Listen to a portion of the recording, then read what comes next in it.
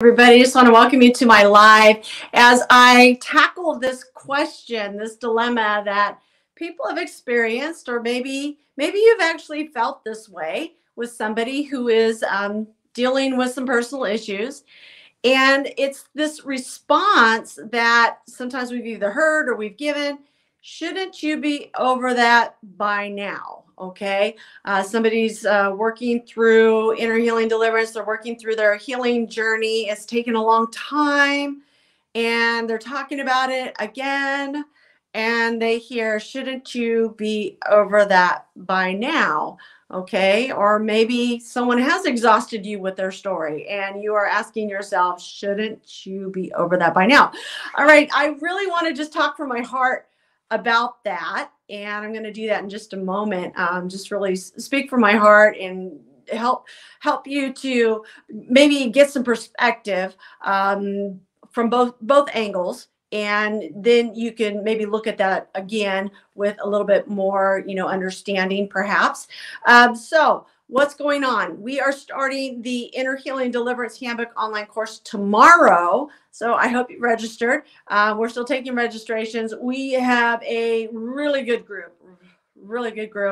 It's going to be amazing. And we are going to be going after this for like 18 to 20 weeks, something like that. I'm going to explain why in just a moment. You'll hear why we need to take time to work through the contents of this book and do it in a way where we have lots and lots of time to process it and discuss it and work it out.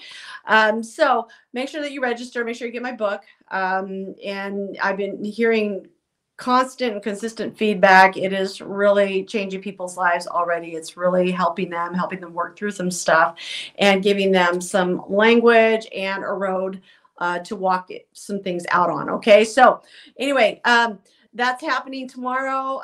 Get the book, register for the course. I can't wait to see all of you. The Facebook page is already open. And now back to this whole statement. Shouldn't you be over that by now? Okay, it's legit, it's totally legit. But let's talk about what's happening with people. Okay, so I wrote that book, Inner Healing Deliverance Handbook, because a few different circumstances. I wrote it the way that I wrote it in honor and memory of a friend of mine who died, trying to help me. And when I got that memory back, it was like probably the catalyst for me making a decision that everything I'm walking through is actually real. Because for a while there, I wasn't sure what I was walking through and I wasn't even sure if it was real.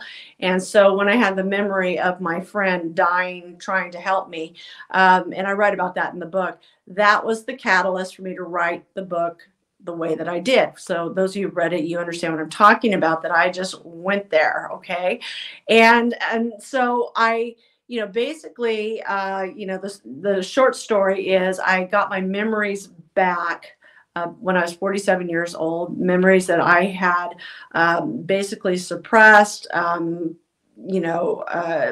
just blocked out of my mind, horrific stuff in childhood. I had whole gaps of time that I couldn't remember. I didn't know what happened. And I actually thought that was normal and I didn't question it. What I did know was hard enough. And then there's all these gaps of time where I didn't know what happened at all. And so anyway, my memory started coming back at age 47. Those gaps started to fill in. And, it started with, I wanted to deal with some things that I couldn't control anymore. The largest thing was rage. And I was like, I can't control this rage. I have hate. I hate somebody and it's not logical. It's very illogical. I don't know why I hate this person on this level.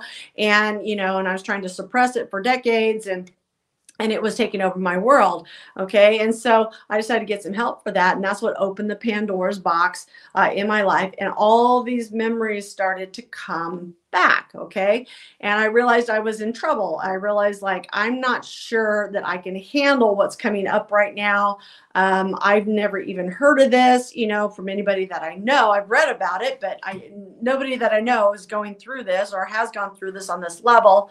And finding out that I was like a complete one of those people that shouldn't have made it as far as I've made it, number one. And number two, going through the level of recovery, that was going to be a whole nother miracle. And so realizing that I was walking out a whole new level of healing, and I'm a writer, so naturally I was going to write about it. Okay. So that's the short story. But anyway, what I wanted to bring to you is that I understand process. Okay. I'm just talking from my heart right now. I understand process, the process of recovering from deep level trauma. I'm talking about the worst of the worst of the worst, and what that's like, and what it requires of people to actually get over things like that. Okay. And so when somebody decides to face their past, okay, face their history, and I've been saying for a long time that what you don't deal with is going to deal with you. And that was what was happening with me. The things that have happened, they don't just go away. They don't just disappear. You can't ignore it forever. It's going to come up sometime. It's gonna begin to speak and demand attention at some point in your life. You will have to deal with it, or it's going to deal with you. It's going to force the issue on you. And that was essentially what was happening to me. But what happens though is that you start this healing journey, and it's very painful. Okay. And because it's so painful, some people, they won't take the journey at all. They get very stuck in it. Because they don't have the tools to navigate that level of pain. Jesus asked the lame man, he says, "Do you want to be made whole?" And, we think the answer is obvious. Well, of course we do. But until we have to do the work and face the pain, and then also adjust all of our responses to life that we've learned over the years, and take responsibility for our emotions, that even though we have a justification for the way we respond to people, the way we react to people, I can't use my history anymore to justify those responses, because I have to make a decision to get well and not be a victim any longer. Okay. And so it's a huge shift. It's a huge, slow process that people go through to heal. And the way they heal many times is by talking it out again and again and again. Okay. And working through it and verbalizing it, and over a long period of time. Then the other factor is that because the way the way we are designed, we are spirit, soul, and body, and everything relies on each other. Everything is connected to each other. So as we are going through healing, and we are rewiring our brains and getting healed from trauma that has damaged our brains, by the way, it affects all of our physiology. And so as you are healing, every part of you is adjusting and shifting and changing your physiological composition, your chemical structure. All of that is changing. And if you do that too quickly, you can have some physical problems. Okay. Because trauma, it doesn't go away. It goes somewhere. Right. And that's why if you're working through a deep level trauma, exercise is really good for you, because it keeps things from settling in your body and causing breakdowns physically. And so this is why healing is slow. It's actually slow so that you can adjust to what's shifting inside of you, because you're making a change in your brain. You're making a change in your responses. You are making a change in your reactions. Okay. And so when somebody is going through the process, it's very slow. And so when they are saying to you the story again, when we say to them, well, shouldn't you be over that by now? And I'm talking to somebody who's actually working through their stuff. Basically, we're not understanding that kind of healing takes time. Okay. And so no, they're not over it by now. They're not. They might not be over it for quite a while.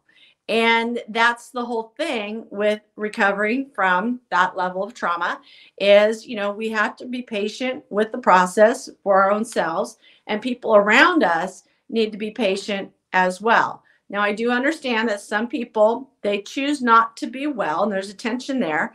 And, we'll have to discern that. They choose to be a victim and just perpetually be a victim because they cannot face the pain. They cannot own the problem and own their emotions enough, at least enough in a way to start getting well. Okay. And granted, yeah, I would understand that would probably, shouldn't you be, working through that? Okay. There's maybe some other and better responses we can have to them. But no, it doesn't just go away. People have dealt with real evil, and it doesn't just like leave them. Okay, they change their relationship with the memories. They change their relationship with what happened to them, but it doesn't just like go. Okay, a lot of us, we want to just lay hands on them and speak words of healing over them, and boom, we think they will be healed just like in that second. And that really is not how this works. So I've walked through this process. I've had tremendous victories. I've had areas of frustration, places where I felt stuck, where I'm just like, okay, this thing, grief, for example, this grief is not moving, and literally taking months at a time going after one thing when I have 100 things I could deal with, one thing, because it won't move. Okay, it won't lift out of my heart. It won't lift out of me, and going after it again and again and again and again until it starts to move, because some things are so embedded and so deep inside of a person. Okay, so just recognize the process, recognize that it takes time, recognize that when we try to put those kind of pat answers on people, we are not understanding the process, and perhaps gaslighting them a little bit. I'm trusting that most people, that's not their motive, they just didn't understand. And letting people just take time to heal. Okay. All right. Thank you, everybody. That's what I wanted to just talk from my heart today. Inner Healing Deliverance Handbook online course starts tomorrow. Hope you are joining us. And then also make sure that you get the book. Thank you.